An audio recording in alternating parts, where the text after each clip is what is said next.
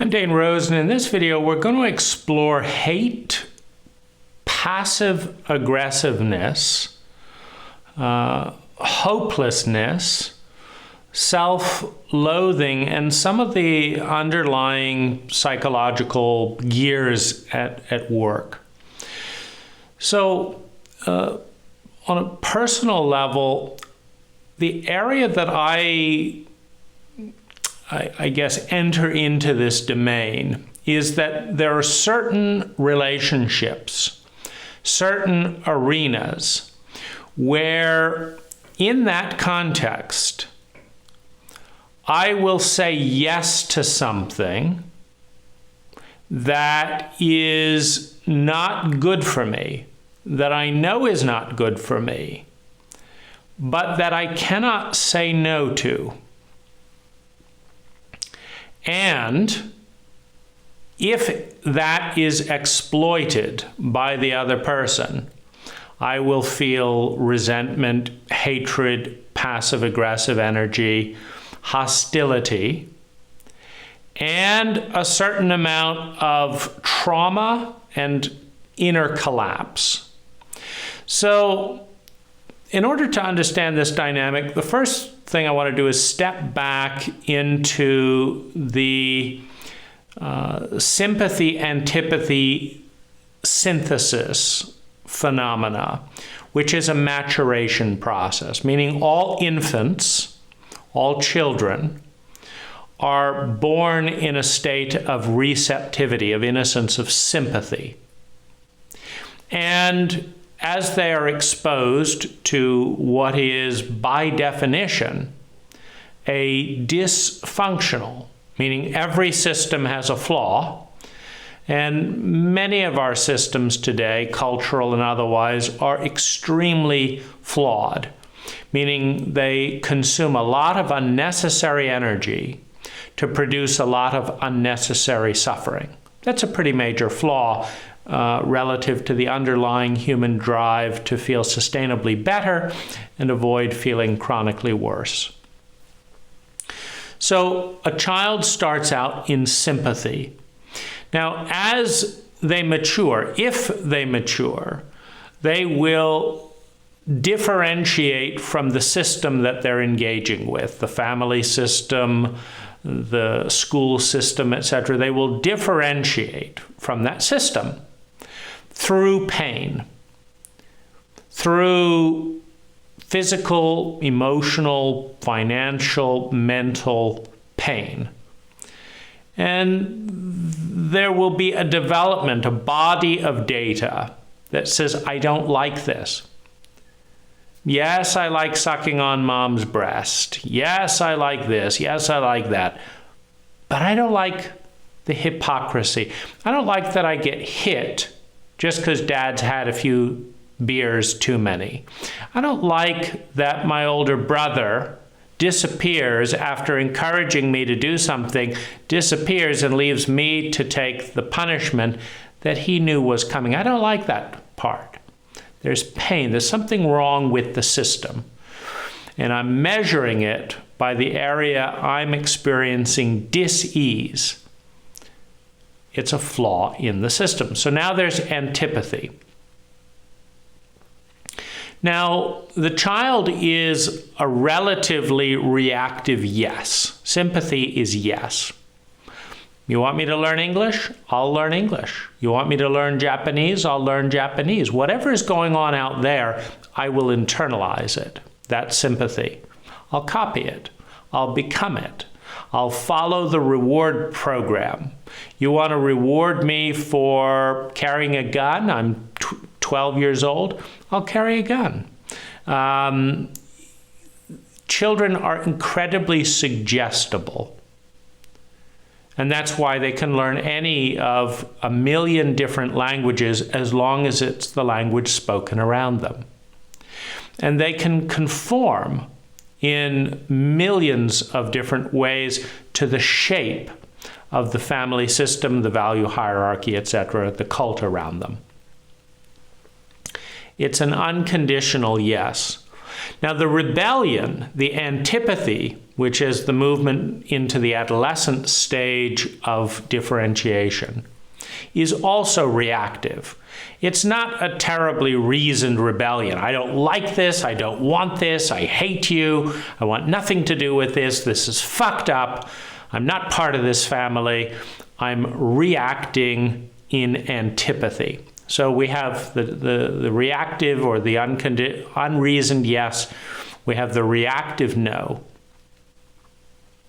And then we have synthesis.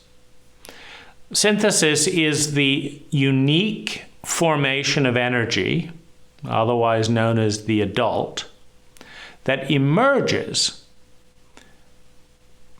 out of a unique filtering process of taking some of the things that we were a yes to unconditionally and some of the things that we were a no to reactively, and creating a third pattern and creating new possibilities that are neither the yes or the no, but that spring out of one or two of the others, so that I'm a no to this, therefore I'm going to be a yes to this. I was a yes to this, and I'm still a yes to this part of that, but I'm still a no to that part of it, and between the two, in tension, a new possibility forms. A possibility that the adult is able and willing to create and respond to. Now you have an adult.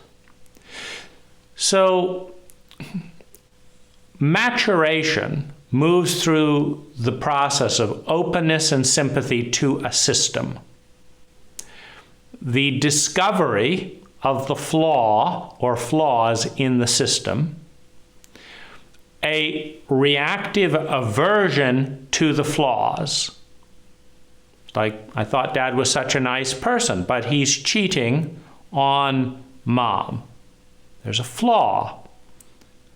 Mom's really great except when she's profoundly racist and hypocritical.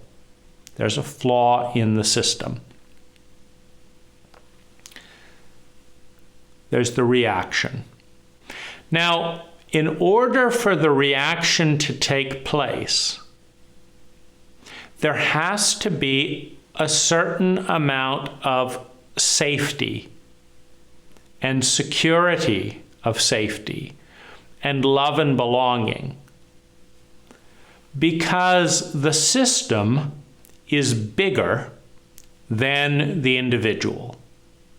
The cult of America, the cult of the Bible, the cult of architecture, the cult of legal government, the cult of the police, the cult of the family. Every one of these systems is bigger than the individual. And in highly insecure, dysfunctional, and abusive systems, rebellion is intolerable. And there's a couple of different reasons for this. One of them is that insecure identities are very fragile. And so they do not tolerate, they're at risk when exposed to diversity. Because fragile identities, fragile cults, fragile cultures are entirely self-referential.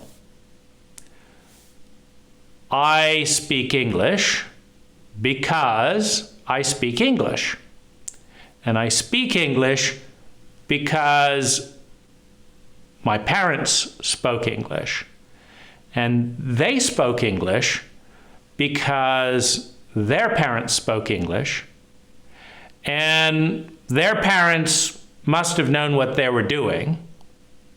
And therefore, their children spoke English, knowing that their parents knew what they were doing. And therefore, I speak English. And that's why I speak English.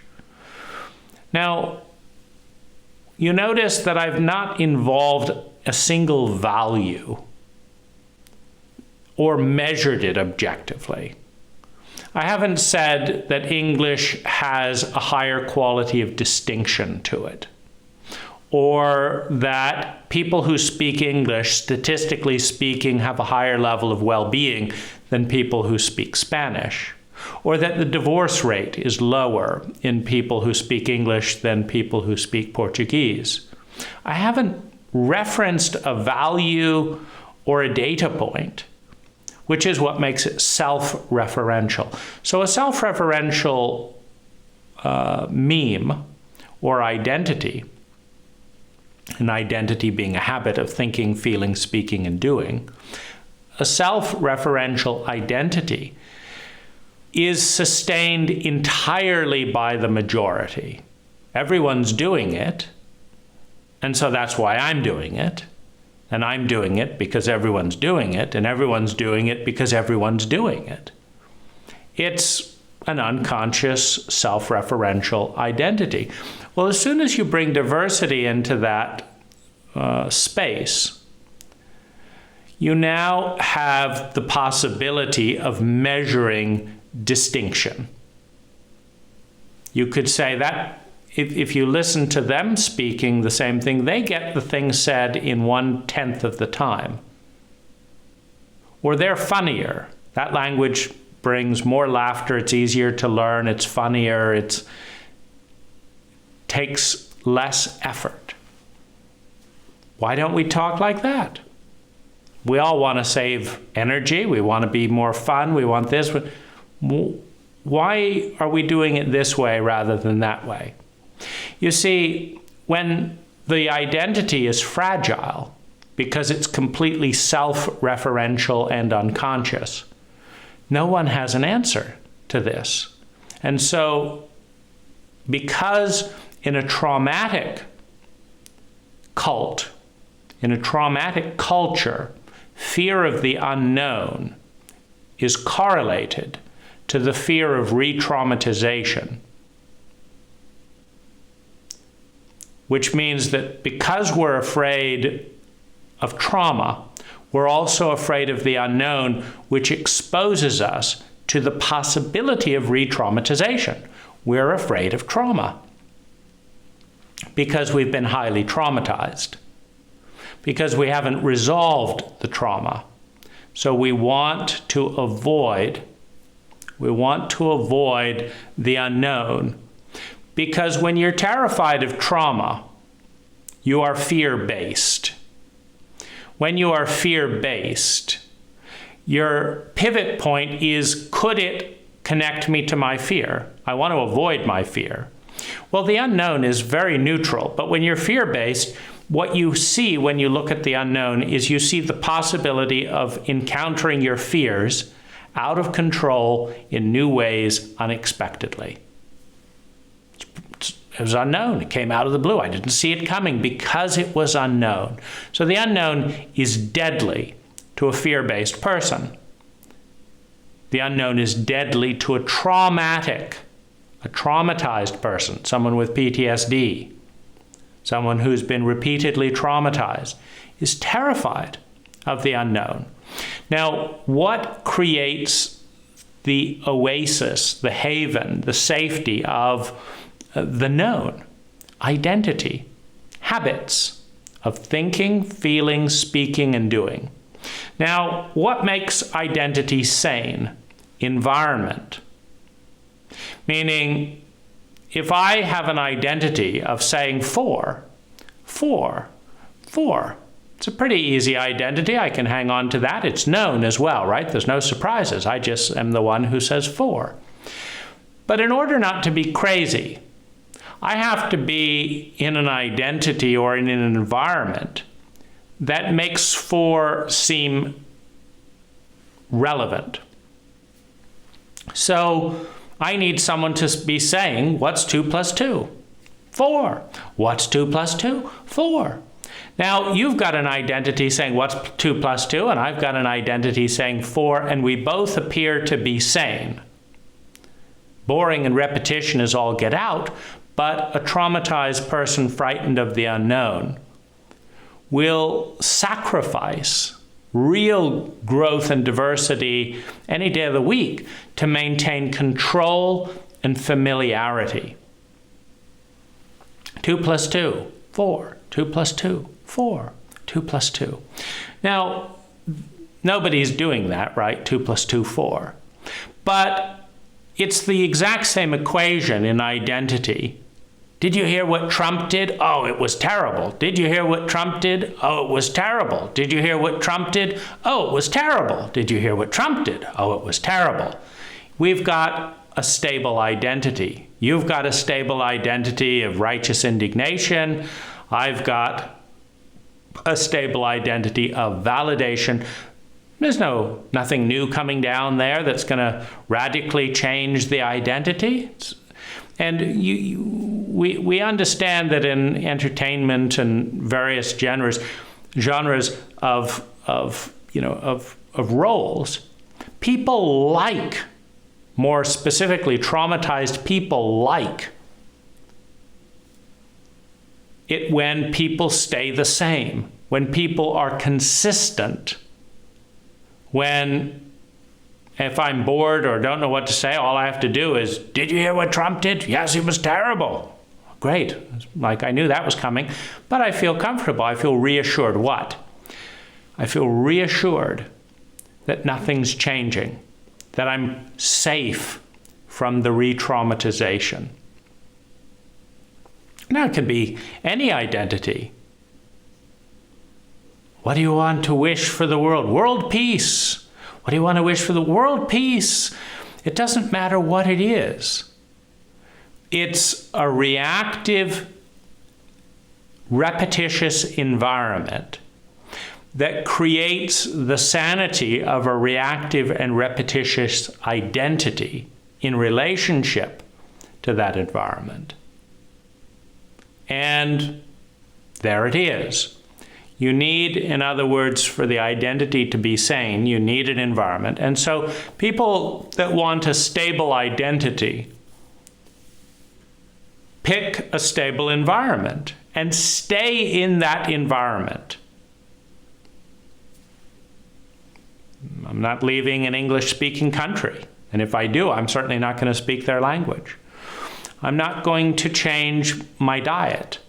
I'm not going to read new thoughts. I'm not going to question dogmas. I'm not going to break taboos. I'm not going to break laws. I am going to stay like this.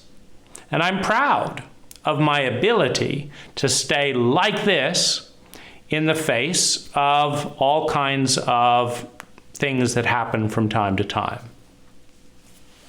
So-and-so got cancer, but they're a real trooper. They didn't change anything about it. They still drink and smoke and do this, and just like they always did, they haven't let anything get them down. They're just dying of cancer. A real trooper. Held on to their identity. Didn't let change reveal new possibilities. So, the more traumatized people, the more protective of the known, the more frightened of the unknown. The more frightened of the unknown, the more frightened of change, which brings in the unknown. The more frightened of change, the more frightened of diversity.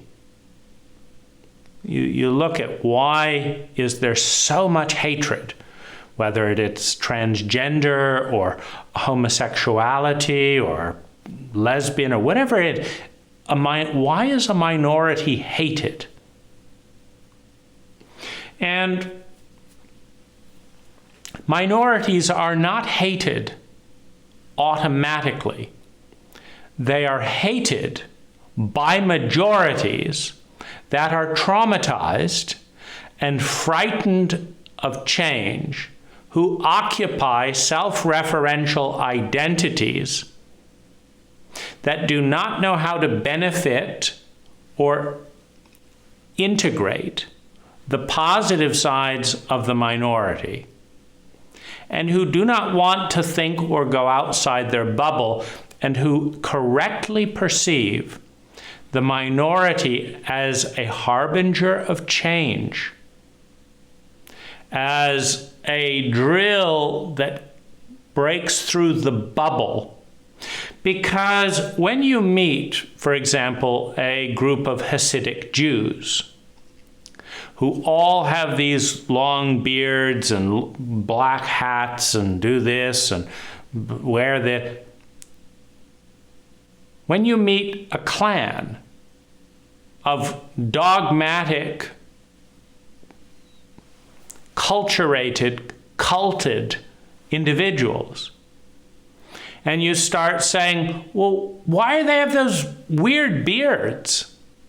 Why do they wear those hats? Why are they all doing this? What's wrong? What's the meaning of this and this and this and this? Then you get into that. Well, you've just opened Pandora's box. Because the next obvious question is, why do we all eat with forks rather than chopsticks? Why do all of us say that this is the right way just because it is the right way? In other words, if you start thinking about the absurdities of these minorities just doing things differently for whatever bizarre reason, the obvious conclusion, particularly if you travel and become a minority, is, maybe there's something to it. Maybe we're the one who got it wrong. I like this over here better than I like it over here. My goodness. See, now we have become an enemy of the status quo. We have become an enemy of those people committed to avoiding change at all cost, because they're committed to avoiding the unknown at all cost, because they're committed to avoiding re-traumatization at all cost. And they have no more sophisticated way to do that than to attack that which is bringing in change. Now, when a child is growing up in the sympathy stage of adaptation and yes to whatever the system is, whatever the cult is, and the child recognizes the flaw in the system experienced as dis-ease, as pain, as inefficiency, as stupidity, as hypocrisy, as dysfunction, and starts to move towards the adolescent, the rebellion, the I want no part of this. In fear-based systems, they are hit hard. Dad slaps his son across the face. Don't you ever talk back to your parents. Because I said so, is the refrain of every self-referential, unconscious, and abusive parent. I don't care about the analysis. I don't want to do the math. Because I said so. It was good enough to me when my parents beat the shit out of me for questioning. And it damn well is going to be good enough for you, because I'm not going to think and I'm not going to step outside the bubble. Because I said so. Because of the law of mass. Because I'm bigger than you. I can take away your allowance. I can take away your dessert. I can humiliate you in public. I can lock you in your room. I can beat the shit out of you. I can shame and embarrass you. And I will, if you deviate from the dogma, from the cult norm, from the dysfunctional system of this family. Now, when that pain, when that bullying, when that abuse of power, when the law of mass creates repeated helplessness, despair, loneliness, and grief for the child that is seeking to mature into the adolescent. Because this is a maturation process. Nature is in the business of creating autonomous, independent diversity and complexity. Because nature is in the business of life. And the best way to win the game of life, to ensure that life continues, is to bet on everything. And that's exactly what nature does. Nature bets on everything imaginable. Nature will give everything a chance. It's constantly spinning out anomalies. Oh, there's an acorn tree, but it develops an anomaly around a power line. Now you have the anomalous acorns that grow near power lines. That strain of acorn may be useful to nature if power lines keep popping up everywhere, and this one is particularly good at surviving around them. Or out of 1,000 acorns, this oak didn't die in a fire. Could be useful. Humans seem to keep starting lots of fires and doing this. Let's have some fireproof oak trees. So nature, in order to win the game of life, bets on everything. Nature is a variety-creating program, machine, consciousness that just says yes. Let's try dandelions that float on water. Let's try this. Let's see. And let's just see what works. Because one of them does. Many of them do. Life continues. Because no matter whether this pattern of energy consumes this pattern, or this pattern of energy consumes this pattern, they're both life. Life is destined to win. Life is in the business of winning. And as part of its absolute guaranteed strategy of victory, it creates one new form of life after another form of life after another form of life. It creates one new human being after another human being, and they're all different. Every single human being on the planet has a distinct mind, has distinct memory, has distinct perspective. One of them's going to be right. There's a human being somewhere who's got it figured out. And they're going to blossom. They're going to consume less energy and produce more sustainable well-being with that less energy. They're going to have a head start. And with them, life blossoms. Their children will then have a head start. And their children, anyone that learns that superior technology, has a head start. And life continues. And if another technology or another species, etc., comes up with a better way to grow more diversity and more life than human beings, most of the species in life history are now extinct. There are new life forms being born all the time, and there are old life forms dying all the time. Now, you can say the same with cults. Anthropologists estimate that there have been 10,000 cults, 10,000 cultures in human history. And with them, 10,000 languages. And with them, 10,000 ways of seeing the world, 10,000 cosmologies, metaphors, ways of understanding and seeing the world. Most of them are dead. How many cults, how many cultures are alive today of those 10,000 on this planet alone? 100? 200? 500? Well, if we said 1,000, just to be generous, that there are 1,000 living cults or cultures out of the 10,000 in human history, well, that just tells you right there that there's a 90% fatality rate.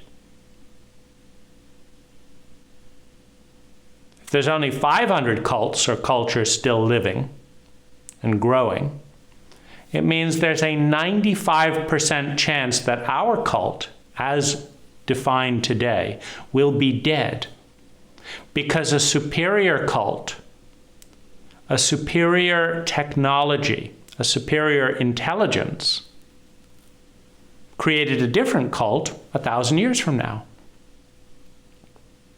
So cults are very fragile. And that's why they are frightened, in part, of change. They're fragile and they're frightened. Well, parents are fragile and frightened. Governments are fragile and frightened of the change that could take them out of power, that could take them out of control, that could take them out of grace, could take them out of the guaranteed victory. If you're a corrupt government official with access to the treasury or access to influence or able to take bribe, you've got guaranteed income for your version of reality to grow. What if this new idea gains favor and you're associated with the old idea? We got to kill it. We got to suppress the new. So, as children, moving towards the maturity of adulthood, we must first move from the sympathy of the child to the antipathy of the adolescent. But some abuse structures are too painful. They're too abusive, they're too big. And they don't broke opposition. Dad goes on the warpath and attacks his 6-year-old boy for having a different idea, for pointing out that the emperor has no clothes, for making dad feel small. But dad's got a bigger hand. Dad's got a bigger bank account. And so he can punish. He can inject trauma, an unregulated energy that threatens the extinction of identity. It basically says, oh, sure, you can go out on your own. You're just going to die. If you come back begging, I will beat you. Or you can agree with me. You can do it the way we do it in this house.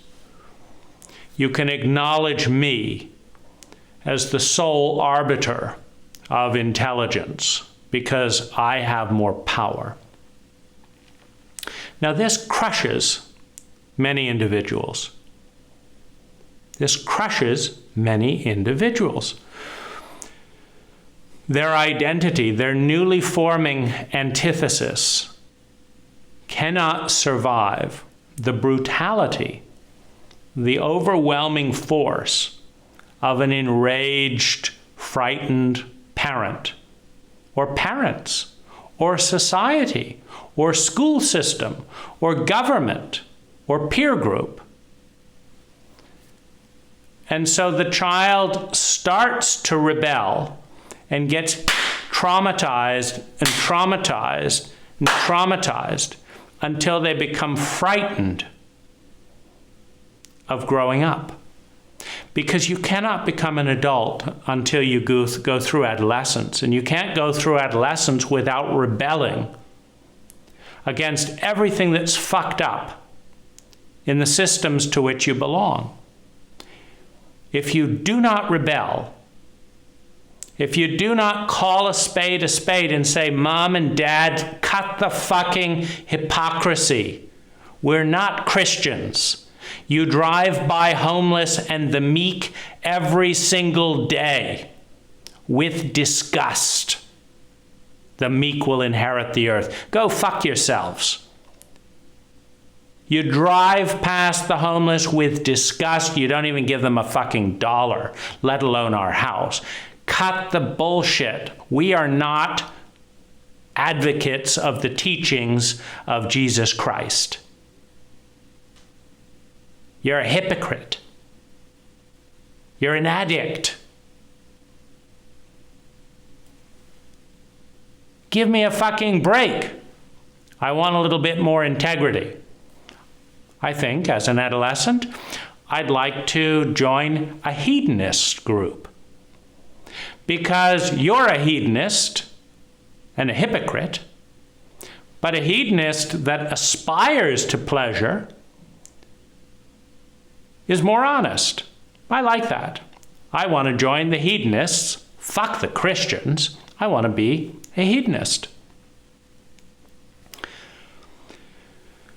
When that is knocked down, you force a child to stay a child. It becomes too traumatic, too devastating, too terrifying, too lonely, too anxiety-producing to think for oneself. The pattern of survival shifts from maturity, growing up through antithesis, and then moving towards a unique form of synthesis, to pleasing. For example, a child who's experienced the violence of a parent, the rage of a parent, the hatred of a parent, the rejection and isolation of a parent, the loneliness of never able to fully belong. A child who's experienced that again and again and again may develop a survival strategy of pleasing. It's too painful to tell the truth. It's too painful to rebel. It's too painful to have conflict. The abuser always wins, devastatingly. I've got to say yes. It's the only way that I'll survive. I can't survive as a distinct individual. My support network has no space for that. My son that I pivot around, dad or mom or rich uncle or whoever it is, the only one who cared for me, cannot tolerate independent thought and dissent. And so I'm going to do it. I have to say yes because I feel like I'm going to die if I break rank with the cult to which I belong. So whatever the cult, whatever the majority, whatever the authority figure says this is how it has to be, I have to say yes. My strategy of survival is compliance and pleasing. I have to say yes because I can't face the terror of death, the terror of trauma, the loss of identity. I have to say yes. Now, trauma is biological. If you put your hand out of a 747 window and experience it being ripped off, and you put your hand out again and you experience it being ripped off, you try and put your hand out again and your body won't do it. Because you're grappling with a force that is bigger than your identity. And your parents represent that force. Your government, your cult, your community represents that force. That could have killed you as an infant, that gave you life as an infant, and instinctively could kill you now by withdrawing their sanction, their blessing, their cooperation, and with it your identity. Because when your identity has not been examined or consciously created, it is a habit of thinking, feeling, speaking, and doing that only makes sense in their context, in the environment that they provided, in the environment in which you developed that habit. When they pull away that environment, you are an identity, you are a habit of thinking, feeling, speaking, and doing that has no reference point, that makes no sense. Your identity begins to die as you are separated from your cult, from your family, from your dogma, from your belief system.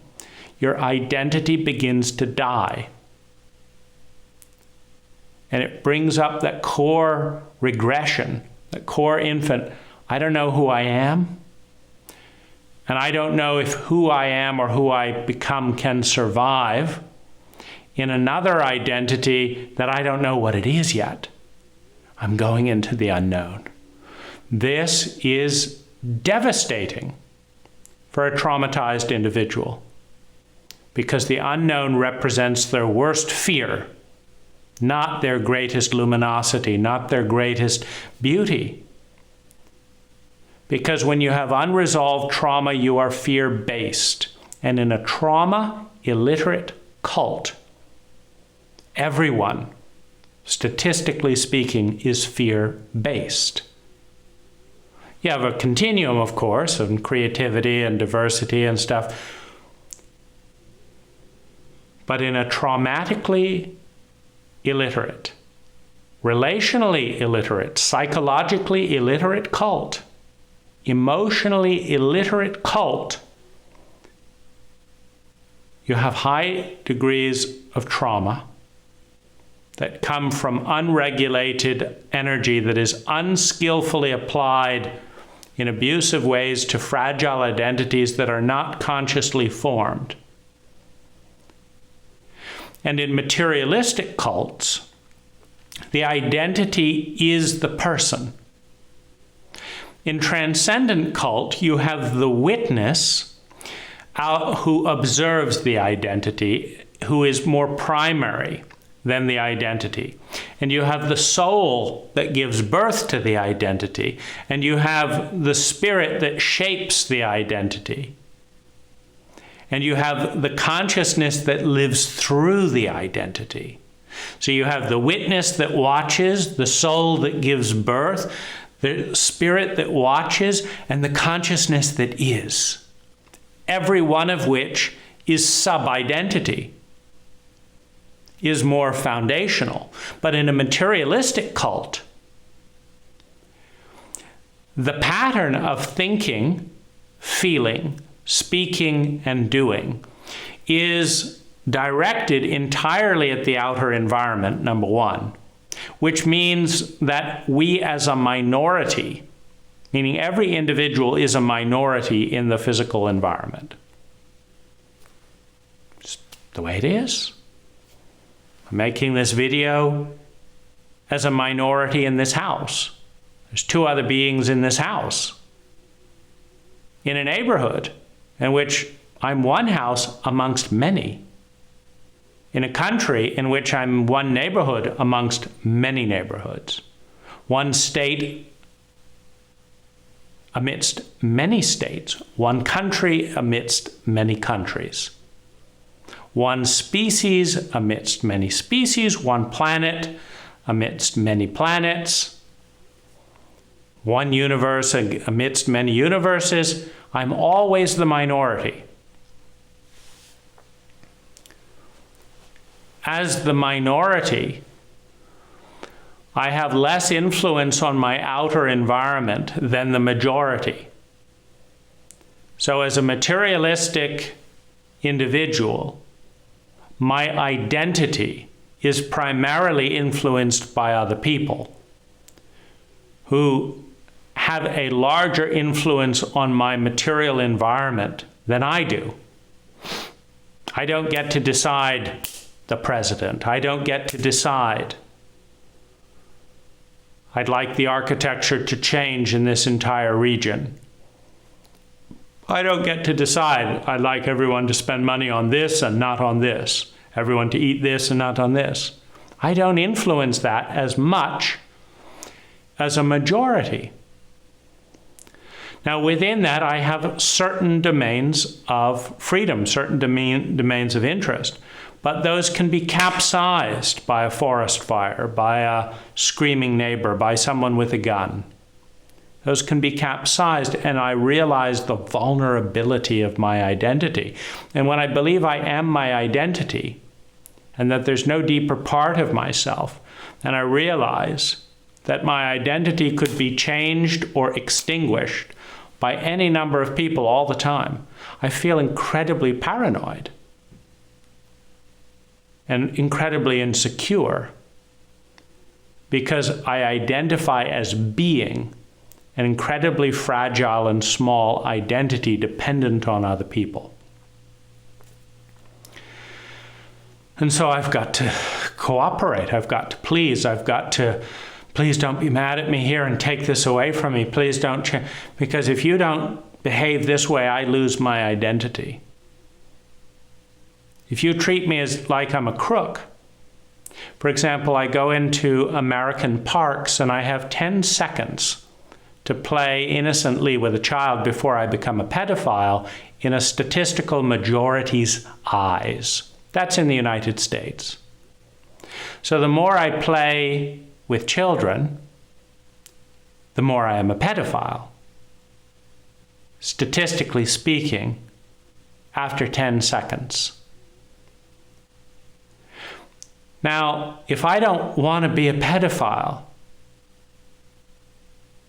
and start feeling like I must be this horrible person, I have to avoid playing with children for more than 10 seconds.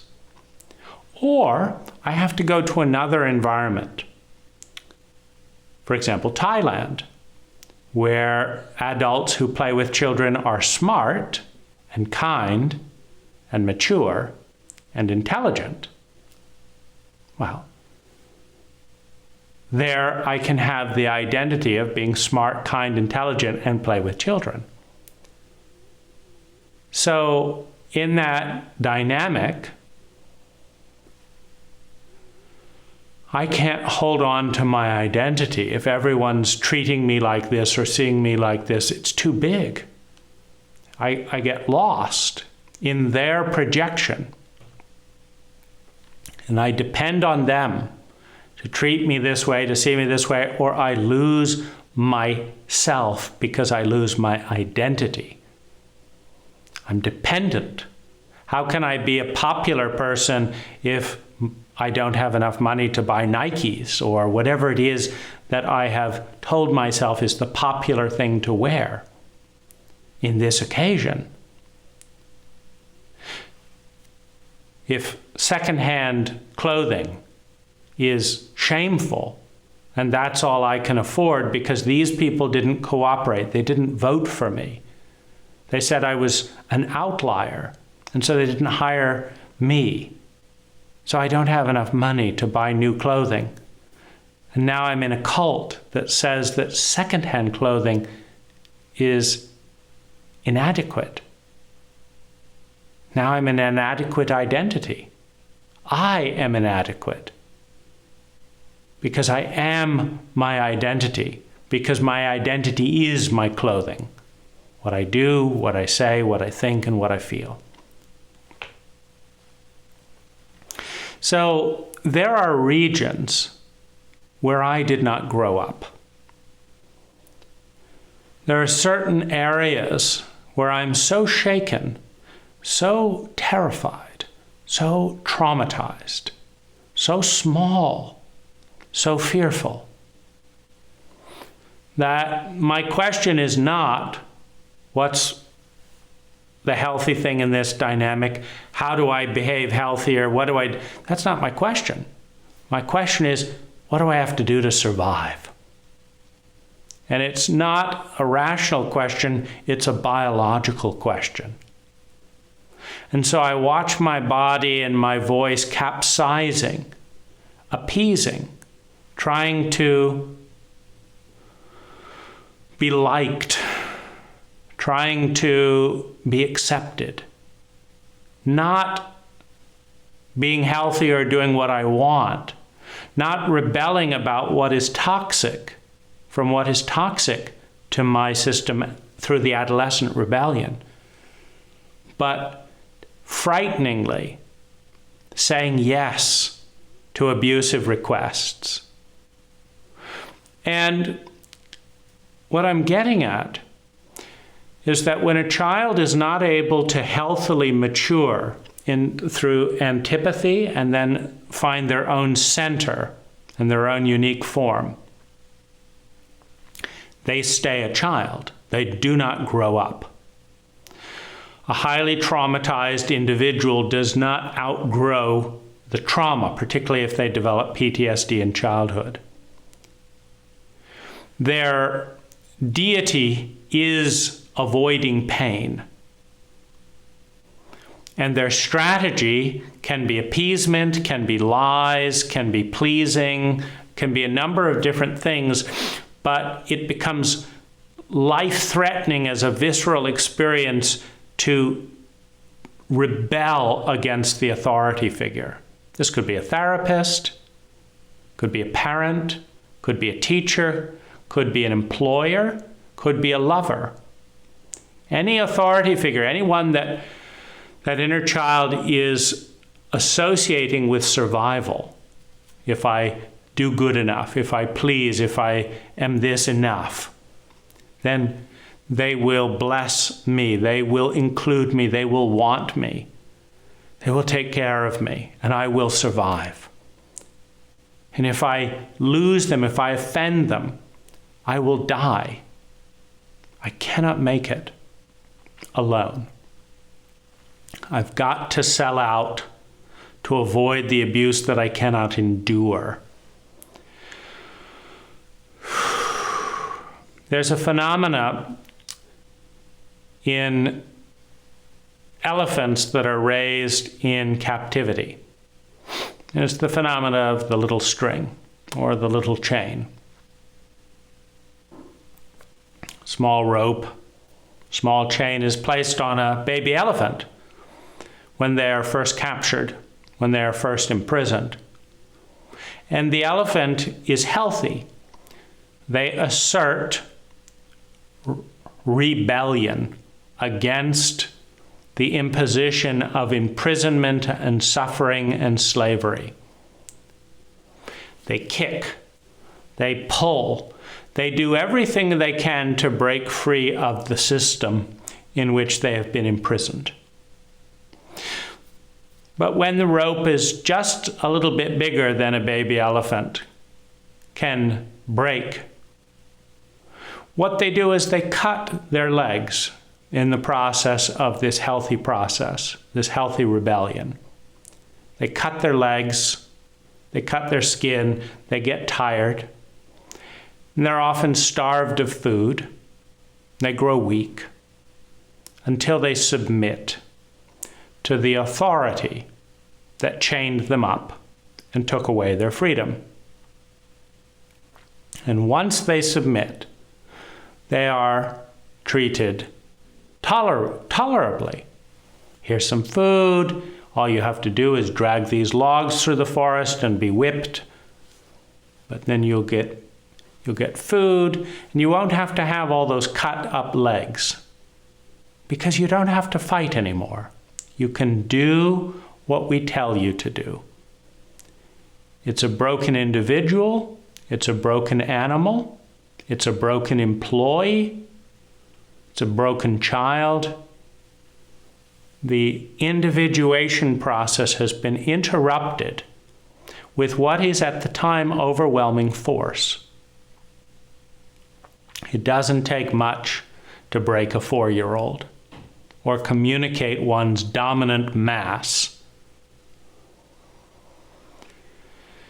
You can reduce a 4-year-old to systematic terror.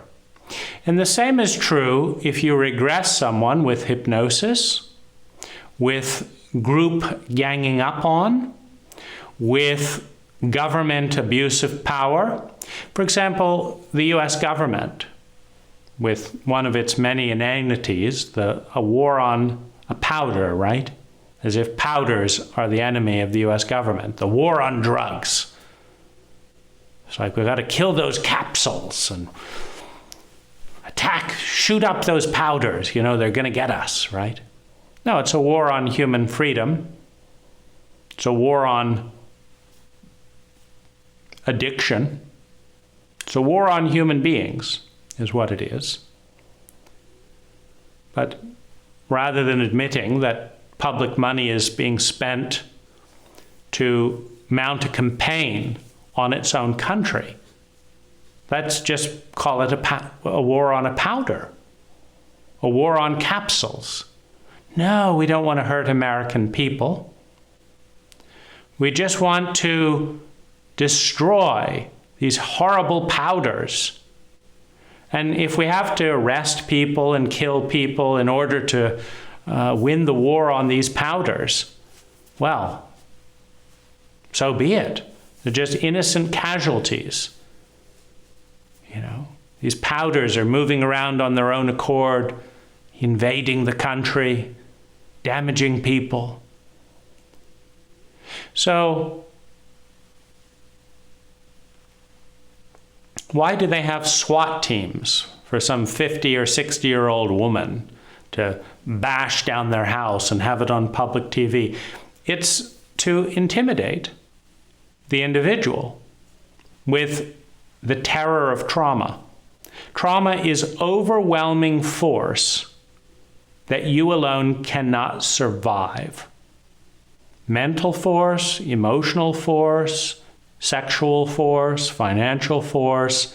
You know, when a Microsoft, which was known as the 800-pound gorilla in the software business back when, you know, in the 80s and 90s and early 2000s, when Microsoft would see a software company that offered superior software, they would try to buy it or intimidate people to not use it, using their $30 billion war chest. Well, everyone knew in the software business that if you went head-to-head with Microsoft, you lost, because they could wear you out of money with their lawyers. They could outbuy you. They could bribe your customers not to hire what they wanted to hire. So Microsoft didn't have to have the best software in the world. It had to be the biggest bully in the software industry. And in a sociopathic environment, and a capitalist environment is largely sociopathic. In a sociopathic environment, the best guy doesn't win. The one with the biggest gun does. In part because all he has to do is point a bullet at the head of the popular one who's doing a better job and kill him. Now who are you going to buy your software from? We just killed this guy. We're still here.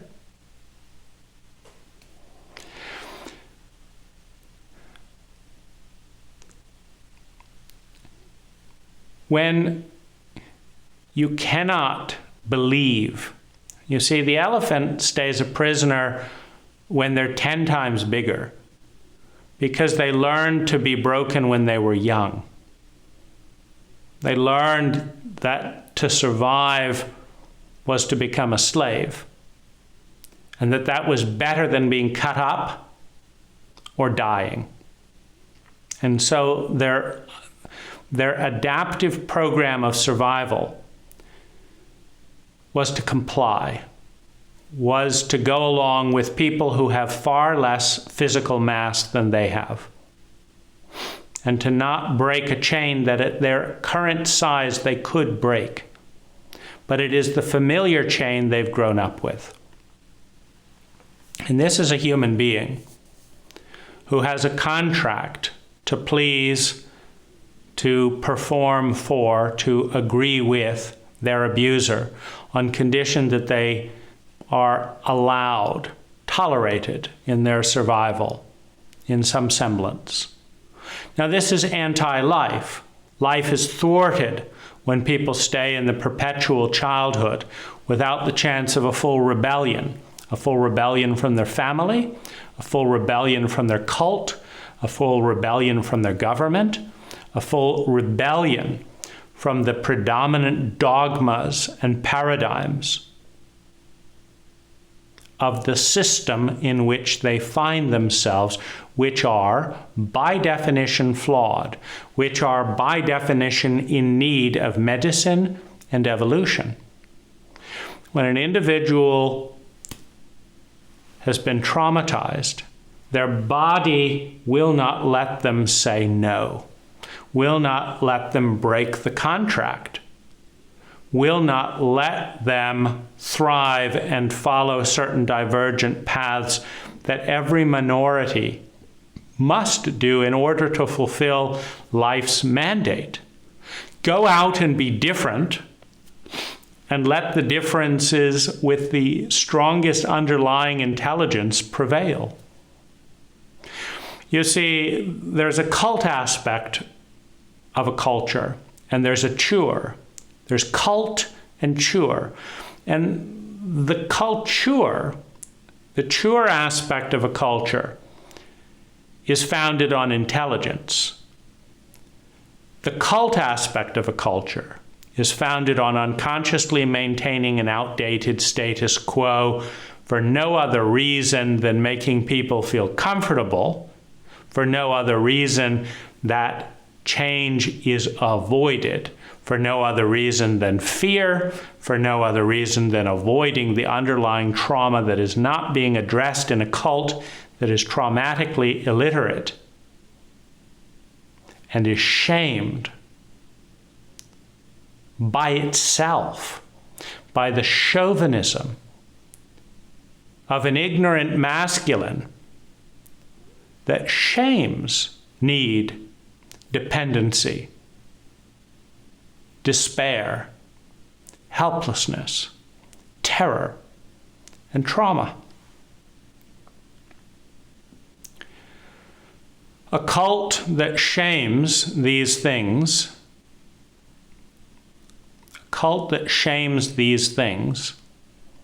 cannot embrace the truth and must thus be run by lies, must be governed by the fear it will not own.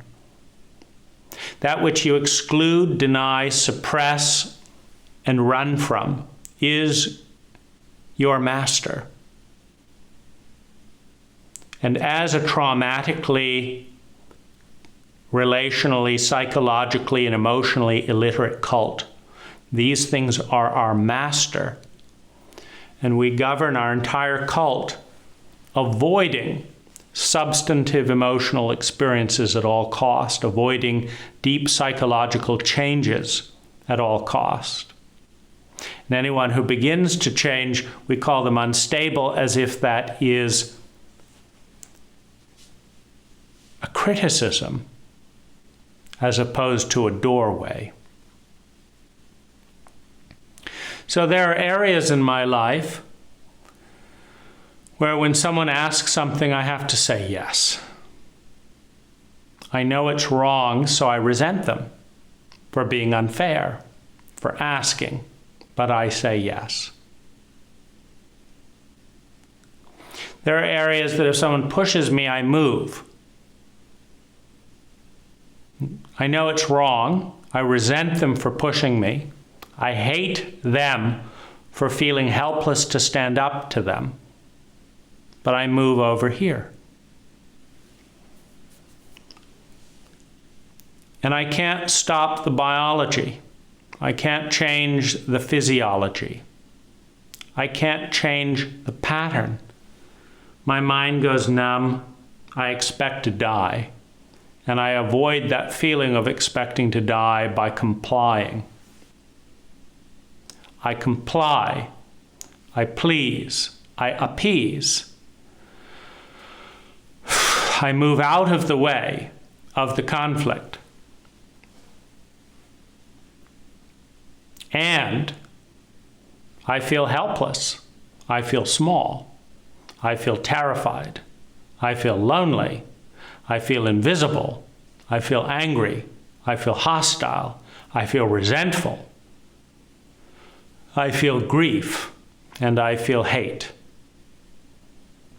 at what appears to be bullying energies with no regard for understanding me or anything healthy, who are simply sensing that I am a pleaser, that I am someone who can be shoved, and are shoving me because they can, and because they can exploit that vulnerability to get more for less.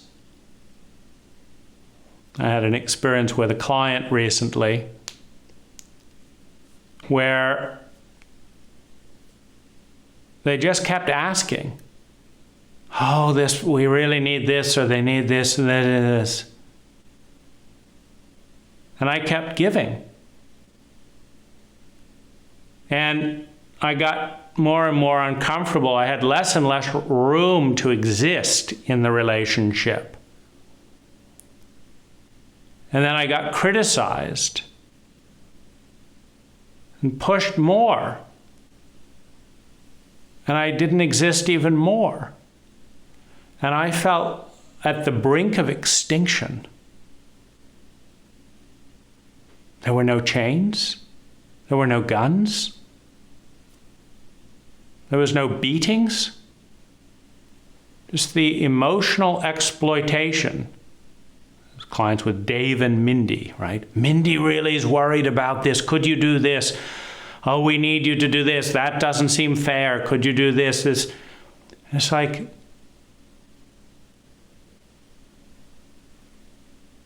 how is it that these words are shoving me out of center? And I felt immense hostility.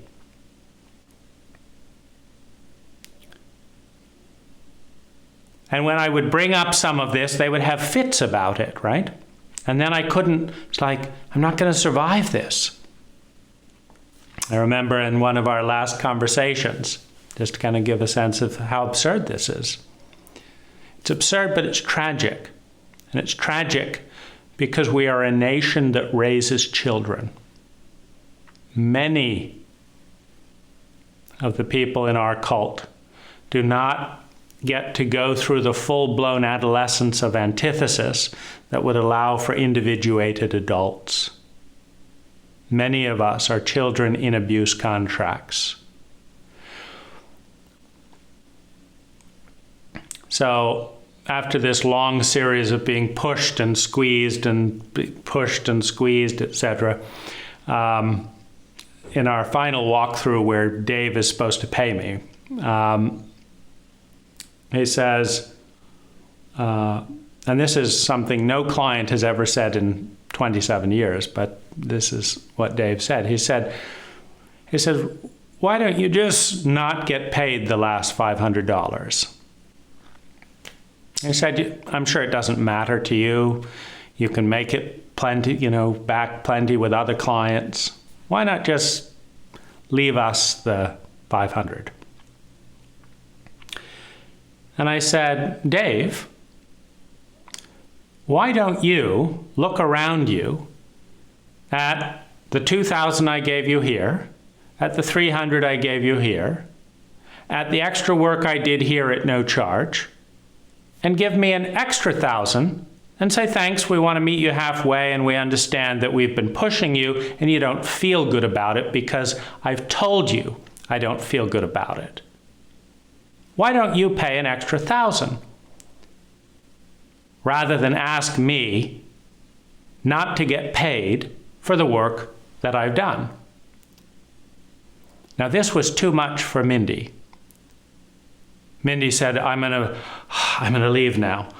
I'm gonna bite my tongue because otherwise I don't want to be responsible for what comes out of my mouth. In other words, her husband couldn't pay her bill. She was too cheap to offer in any way any reciprocation. So they've been playing this cheap game constantly. And their last move is to ask not to pay their bill. And it's too much for them to hear that someone actually wants them to pay their bill. This is incredible. And yet this, Mindy's physiology, she stormed off. And I don't know if this is the angry mother, but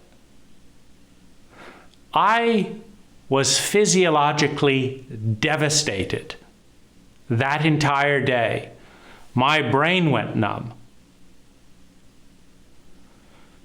Now,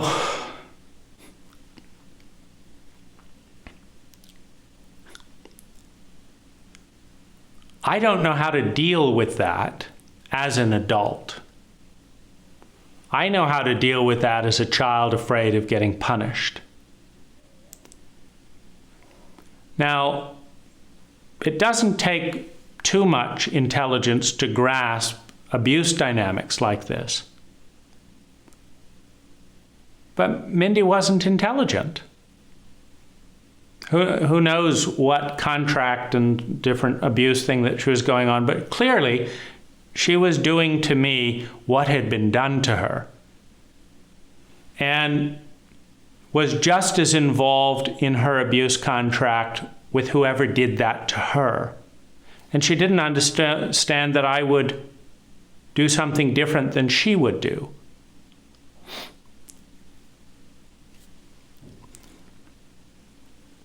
This was a terrifying situation for me because this was going on for months.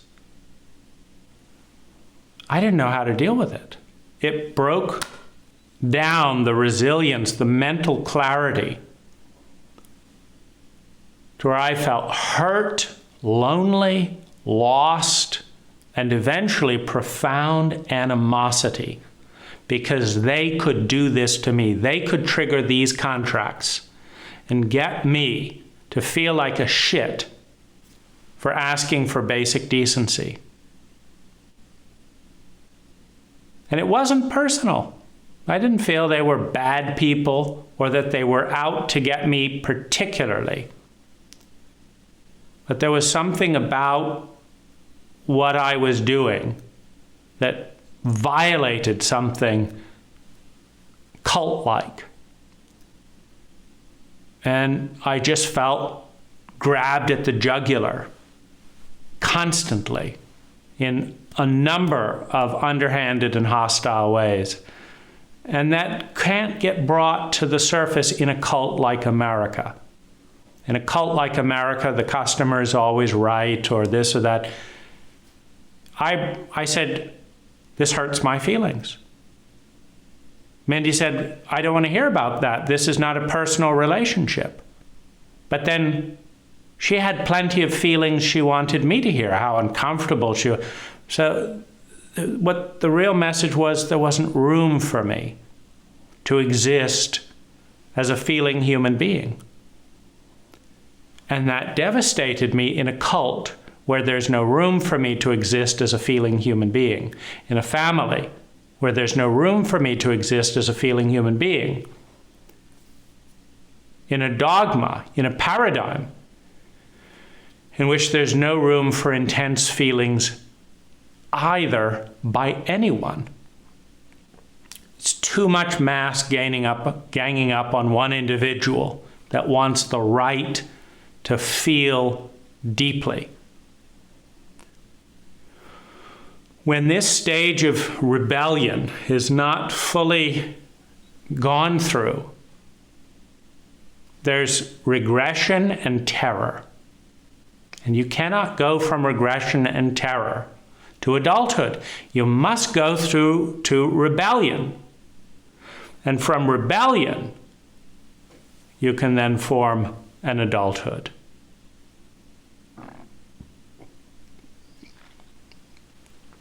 Without rebellion and without adulthood, there is compliance, there is pleasing, there is passive aggressiveness, etc. But it comes with hostility. It comes with hate. It comes with resentment. It comes with judgment. You shouldn't have asked that because I can't say no. You shouldn't have pushed me because I can't stand my ground. Because I'm afraid of rebelling against the abuse.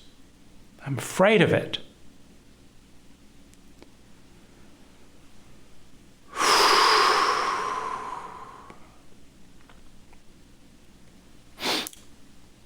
When an individual in an abuse cult cannot afford to fully rebel, they will stay a child, projecting parent, resenting, punishing, blaming the parent for being abusive, but not able to break out of the contract and leave the relationship as an independent adult. And it is one of the vulnerabilities, it's one of the arenas that particularly traumatized people will participate in the reenactment of trauma by not finding within them a center that can say no, that can set and hold boundaries. Because we are a cult that raises violation and violators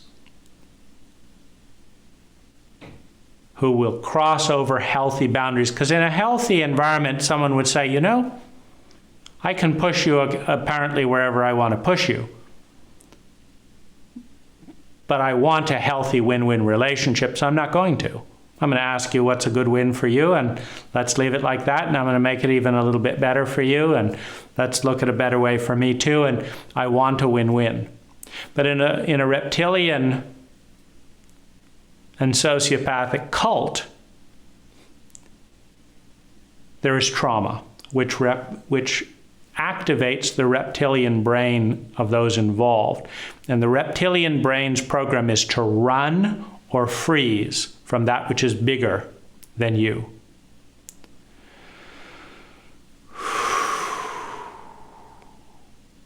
Thanks for joining me on this exploration. I appreciate the chance to explore it. I appreciate the chance to be seen, to be heard, and to discuss these ideas with you.